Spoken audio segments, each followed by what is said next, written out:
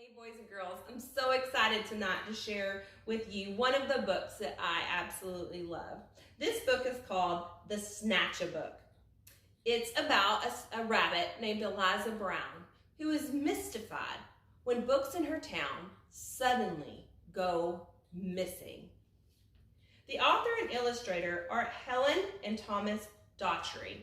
The publisher is Scholastic, and they've given me permission to read this book.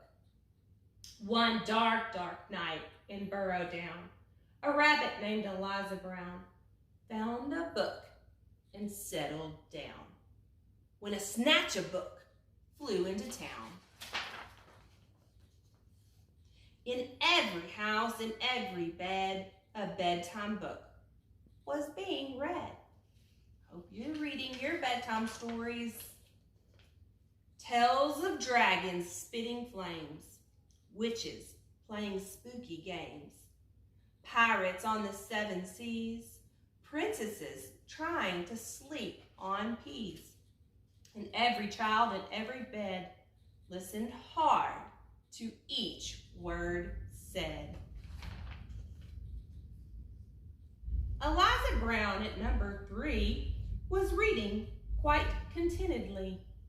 Her curtains opened just a chink. She barely had a chance to blink. Her storybook just disappeared. Eliza found that very weird. The little owls on Mommy's lap were quite surprised to hear a tap against their bedroom window glass. Tap, tap. The noise came really fast. Before they even looked around, the book was gone without a sound. The wind blew wild across the sky. The smallest squirrel heard a cry. "What's that?"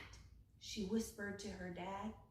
And then, and this was really bad, before they had a chance to look, she lost her favorite storybook.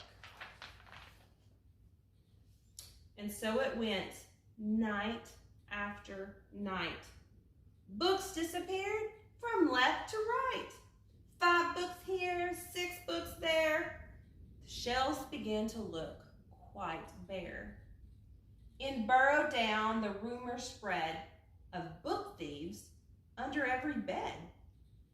Eliza Brown at number 3 was keen to solve this mystery.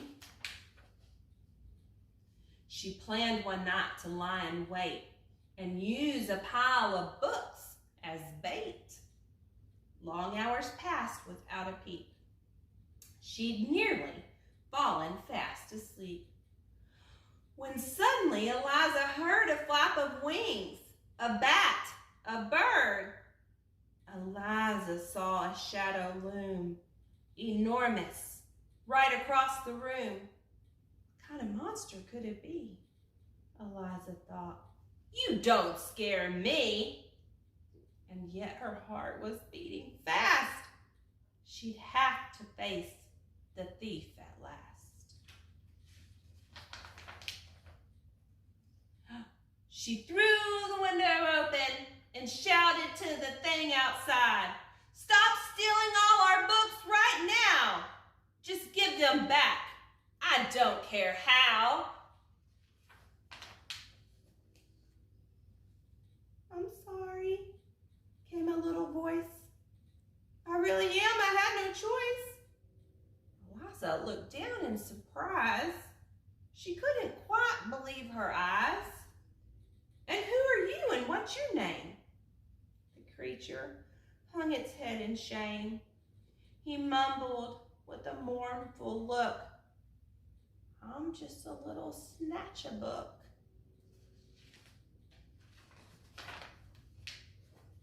Eliza nodded solemnly. She set the creature on her knee.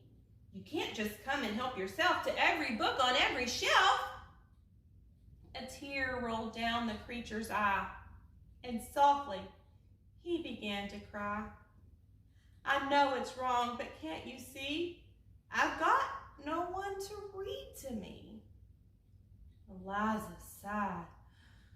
"Oh, he looks so sad. If he just had a mom or dad to read him stories every night, then he might behave all right. That very night, they hatched a plan. And so, the Snatchabook began. To give all of the books he picked, Eliza Brown was very strict. Then, trying hard to prove himself, he stacked them neatly on each shelf. And when he made his full amends, Eliza called on all her friends and told them how he worked all night to turn a wrong into a right. And now, each night in Burrow Down, as darkness falls upon the town, in every house and every bed, a bedtime book is being read. And if you take a closer look, you might just see the Snatchabook perched happily on someone's bed, listening hard to each word said. Good night, boys and girls. I hope you enjoyed your story.